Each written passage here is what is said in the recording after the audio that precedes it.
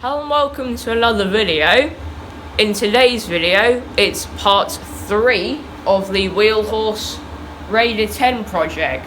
Now today, what we're going to be doing is cleaning out the fuel system, which we've got half a tank of 10-year-old petrol in the tank, and it is green and smells horrible, so we'll need to take the tank off and drain that and clean it out. These fuel pipes won't be rated for ethanol, which of course modern petrol has ethanol in it because environmental stuffs. So we'll need to replace the one from the fuel tank here to the fuel pump, and then again the one from the fuel pump up to the carburetor. Speaking of which, we will need to also clean out the carburetor. So let's get to it.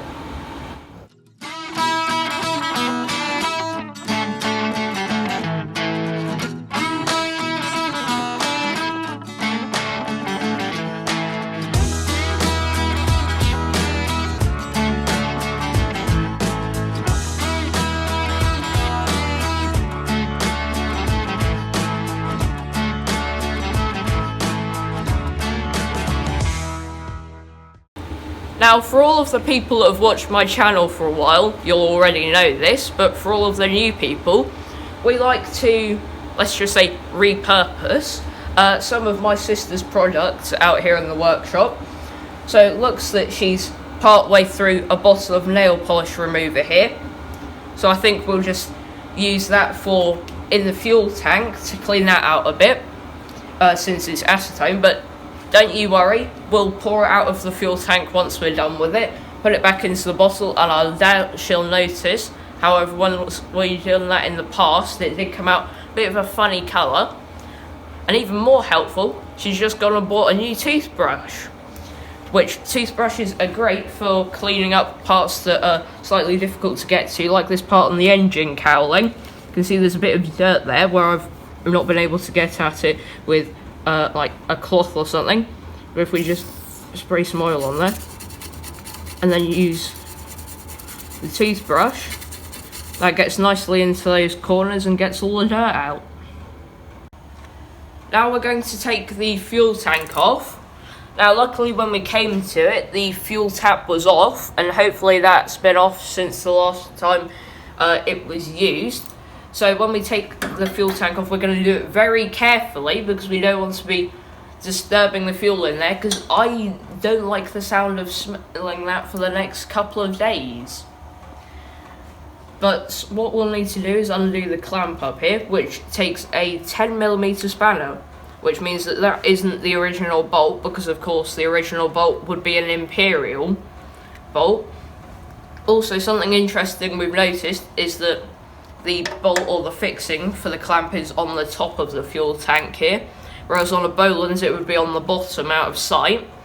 So if anyone thinks that's upside down, please let us know, because we're not fully sure whether that's just how Wheelhorse did it or if it's upside down. But let's take this tank off and try and not end up smelling of old fuel for a while.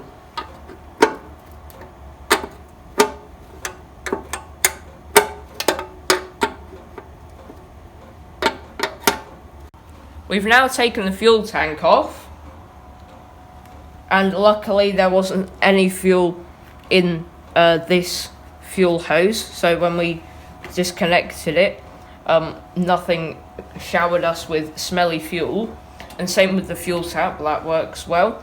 So since that's full of smelly fuel, that can be the cameraman's job.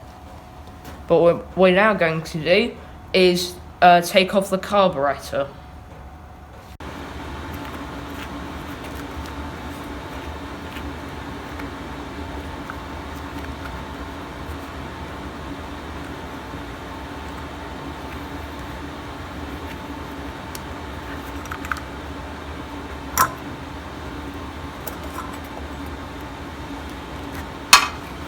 We'll have a look at the air filter.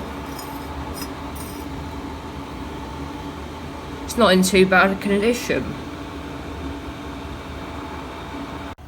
We've taken the air filter housing off now, and we've undone the two nuts on the studs that hold on the carburetor. So I can now gently pull this off. And now I've just got to twist it about a bit to disconnect the linkage.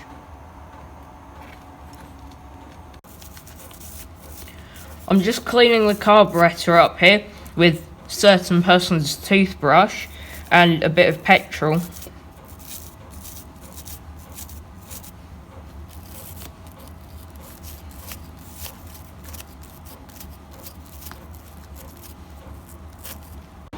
We've got the carburetor apart now.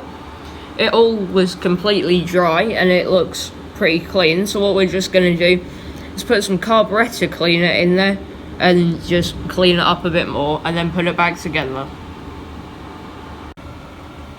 We've bolted the carburetor back onto the engine now, and we've pulled the fuel hoses off. Now, as you can see here, I've got some new fuel hose, and I'm going to measure it out to replace the old pieces, like the small one and the larger one that went through the engine casing. So if I just lay this next to it, should get a rough idea of how long I need to make that. And then I'll cut it to that length.